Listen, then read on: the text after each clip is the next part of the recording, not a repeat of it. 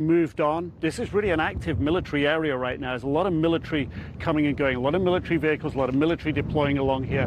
But this is just left the way that it was Saturday night as people were trying to flee Hamas, and you just get that sense of the desperation getting in the cars. But there are bullet holes. They're sprayed with bullet holes here, windows shot out, party chairs, bottles of water. In the back here, people had come, young people, innocent young people, teenagers, people in their 20s, had come here to enjoy themselves, to relax after the holidays.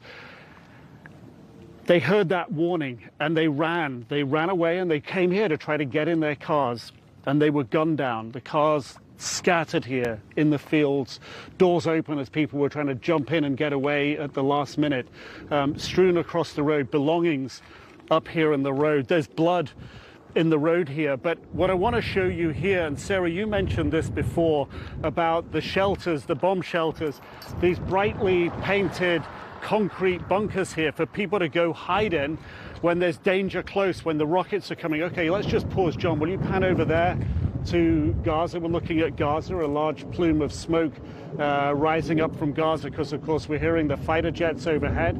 We know that they're impacting inside Gaza. You've just been showing images of injured people from a refugee camp there.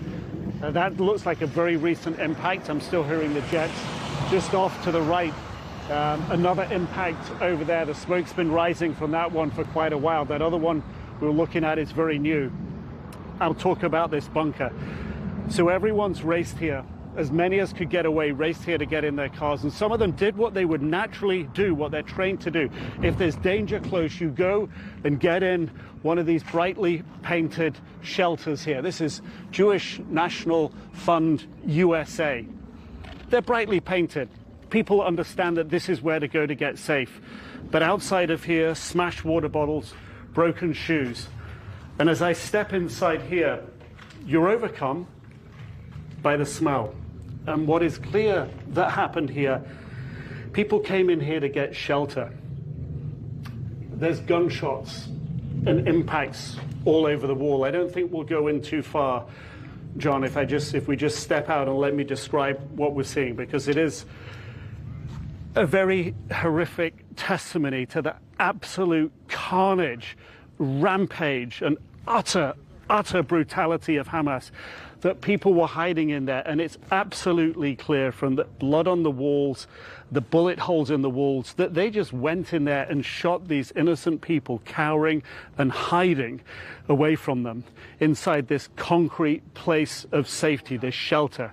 Hamas just chased them in and brutally gunned them down. And there can be no stronger testimony, I think, to the horrific events of that morning and the horrific nature of what Hamas was doing and the deep scar that it's left on everyone in this country. And to that point, the military buildup that's underway to help ease some of that pain.